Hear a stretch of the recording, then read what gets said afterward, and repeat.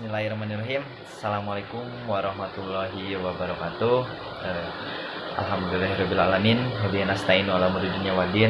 Wassalatu wassalamu ala nabiyyin wal mursalin. Walhamdulillahirrabbilalamin. Puji syukur mari kita panjatkan kehadirat Allah Subhanahu wa taala yang dimana kita dapat melaksanakan ataupun ingin memaparkan materi yaitu tentang teori konsep dasar kurikulum dan pembelajaran. Salawat serta salam semoga selalu tercurah limpahkan kepada junjungan Nabi besar kita yakni Nabi Muhammad Shallallahu Alaihi Wasallam, dan tak lupa juga kepada para sahabatnya, tabi'in tabi'atnya, dan kita selaku umatnya semoga tetap di jalannya, amin ya Allah ya rabbal alamin. Pertama-tama saya izin memperkenalkan diri terlebih dahulu. Nama saya Faisal Akbar, NPM 19219118 dari kelas 2D Pendidikan Jasmani. Di sini saya ingin memaparkan yaitu tentang teori konsep kurikulum dan pembelajaran. Ada 4 opsi yang ingin saya sampaikan, yaitu yang pertama tentang pengertian kurikulum, yang kedua tentang pengertian pembelajaran, yang ketiga yaitu tentang perbedaan tentang kurikulum dan pembelajaran, yang keempat yaitu hubungan tentang kurikulum dan pembelajaran. Yang pertama yang ingin saya bahas yaitu tentang pengertian kurikulum. Pengertian kurikulum adalah perangkat mata pelajaran dan program pendidikan yang diberikan oleh suatu lembaga penyelenggara pendidikan yang berisi rancangan pelajaran yang akan diberikan kepada peserta pelajaran dalam satu periode jenjang kependidikan atau pendidikan. Penyusunan perangkat mata pelajaran ini disesuaikan dengan keadaan dan kemampuan setiap jenjang pendidikan dalam penyelenggaraan pendidikan serta kebutuhan lapangan kerja.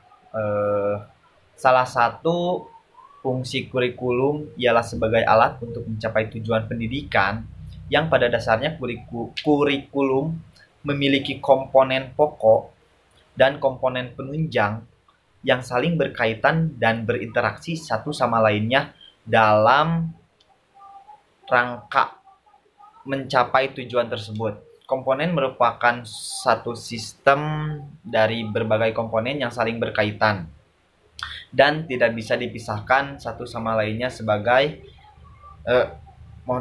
sebab kalau satu komponen saja tidak ada atau tidak berjalan sebagaimana mestinya.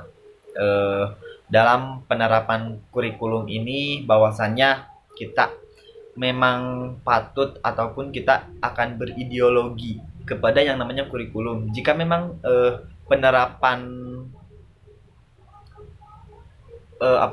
jika memang dalam penerapan pembelajaran di kita ketika tidak dimasukkan dengan kurikulumnya, itu tidak akan ada acuan untuk kita berjalan ke depan ataupun ketika dalam pelaksanaan suatu belajar mengajar. Yang kedua yaitu ada pengertian pembelajaran.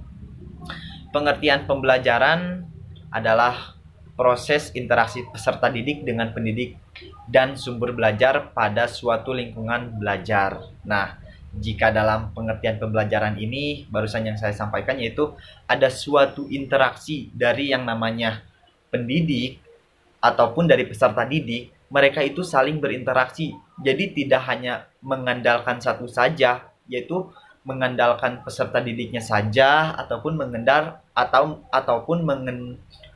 mengandalkan si pendidiknya ataupun guru.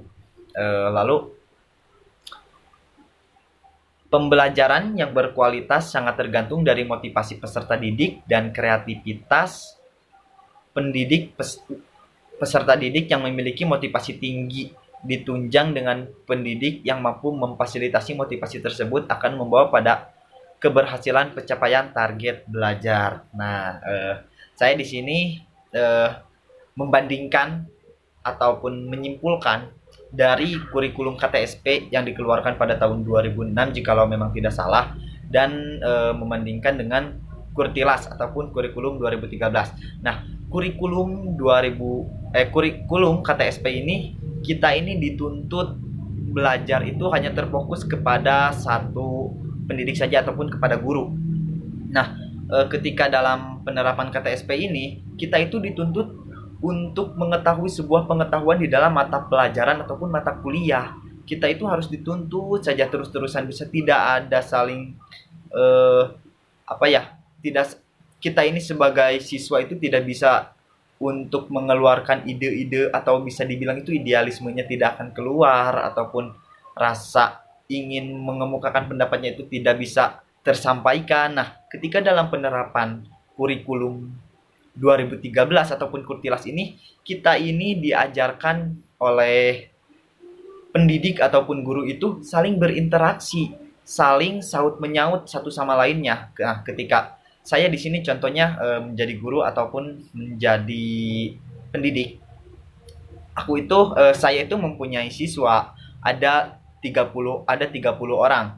Nah, ketika dalam 30 orang ini, di situ saya tidak akan hanya mengandalkan satu orang ataupun dua orang yang memang bahwasannya dia itu sangat interaktif ataupun aktif dibandingkan siswa yang lainnya. Nah, di sini itu saya ingin menerapkan sistem penerapan kepada siswa itu saling berinteraksi. Jadi tidak hanya satu saja mengandalkan siswa, tetapi semuanya, jadi dia itu supaya bisa mengemukakan pendapat apa yang dia pelajari ataupun apa yang dia telah kuasai ketika dalam masa pembelajaran. Lalu ketika dalam yang ketiga yaitu perbedaan tentang kurikulum dan pembelajaran. Perbedaan antara kurikulum, pembelajaran, dan hubungan dari keduanya merupakan permasalahan yang cukup banyak diperbincangkan. Namun, pada umumnya para ahli lebih senang menyederhanakan perbedaan definisi kurikulum dan pembelajaran dengan menggunakan istilah apa dan bagaimana. Kurikulum lebih menekankan pada sistem untuk kita proses sebuah pembelajaran untuk kedepannya. Perbedaannya yaitu yang signifikan ya dalam kurikulum, dalam perbedaan kurikulum dan pembelajaran, yaitu gambaran besarnya dari suatu proses dan pembelajaran adalah teknik penggambaran untuk memahami suatu kurikulum. Yang terakhir yaitu ada hubungan tentang kurikulum dan pembelajaran.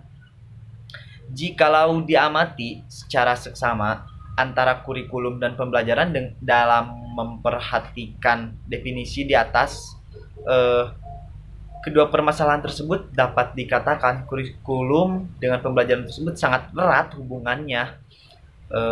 Mengapa demikian? Ada 4 opsi yang ingin saya kemukakan, yaitu ada model dualistis, yang kedua yaitu ada model berkaitan, yang ketiga ada model konsentris, yang keempat yaitu ada model siklus. Yang pertama yaitu ada model dualistis. Pada model ini, kurikulum dan pembelajaran berdiri sendiri. Kurikulum yang seharusnya menjadi pedoman ataupun acuan dalam pelaksanaan pembelajaran tidak tampak, begitu juga dengan pembelajaran yang seharusnya dapat dijadikan tolak ukur pencapaian kurikulum tidak terjadi. Di sini saya mengemukakan pendapat bahwasannya ketika dalam sistem kurikulum ini, ketika kita ingin mencapai sebuah tujuan, saya di sini lebih menyepakati bahwasannya kurikulum itu diterapkan, sudah saja kurikulum ini tetapkan 10 tahun saja. 10 tahun ini kita itu sudah bisa mengukur apakah dalam sistem kurikulum misalkan menggunakan kurikulum KTSP. Nah, dalam jangka 10 tahun ke depan apakah itu ada perubahan yang memang betul-betul untuk mencerdaskan anak bangsa. Nah, begitupun sebaliknya, jikalau memang tidak, ya kita bisa dirubah saja dengan kurikulum yang lainnya. Contoh dengan menerapkan kurikulum 2013. Yang kedua yaitu ada model berkaitan. Dalam model ini kurikulum dengan pembelajaran saling berkaitan. Pada model ini ada bagian kurikulum yang menjadi bagian dari pembelajaran, begitu juga sebaliknya. Yang ketiga yaitu model konsentris. Pada model ini, keduanya memiliki hubungan dengan kemungkinan bahwa kurikulum adalah bagian dari pembelajaran atau pembelajaran adalah bagian dari kurikulum. Yang keempat, yaitu ada model siklus. Pada model ini, antara kurikulum dan pembelajaran dianggap dua hal yang terpisah, namun memiliki hubungan timbal balik. Di satu sisi lain, kurikulum merupakan rencana tertulis sebagai panduan pelaksanaan pembelajaran. Di sisi lain, pembelajaran mempengaruhi pada perencanaan kurikulum selanjutnya. Yaitu jadi dalam artian yaitu pembelajaran ataupun kurikulum, pembelajaran merupakan suatu aktivitas yang paling utama. Hal ini berarti bahwa keberhasilan suatu individu dan pencapaian tujuan pendidikan banyak bergantung dan bagaimana pembelajaran dapat berlangsung secara efektif. Salah satu fungsi kurikulum ialah sebagai alat untuk mencapai tujuan pendidikan, yang pada dasarnya kurikulum memiliki komponen pokok dan komponen penunjang yang saling berkaitan dan berinteraksi satu sama lainnya dalam rangka mencapai tujuan tertentu. Nah, jadi bahwasannya ketika kita dalam suatu proses belajar mengajar, tentunya kita juga harus mempunyai acuan ya. Acuannya itu yaitu bisa dibilang kurikulum. Nah, kurikulum di sini itu kembali lagi kepada diri kita sendiri, kembali lagi kepada individu kita masing-masing. Jika memang kita bisa menerapkan hal jika kita bisa menerapkan kurikulum itu kepada peserta didik ataupun kepada siswa, nah tentunya kita juga harus memiliki statement-statement yang memang bisa untuk mencapai suatu tujuan tertentu. Mungkin hanya itu saja yang dapat saya sampaikan. Kurang lebihnya mohon maaf. Wabillahi taufiq wal hidayah. Assalamualaikum warahmatullahi wabarakatuh.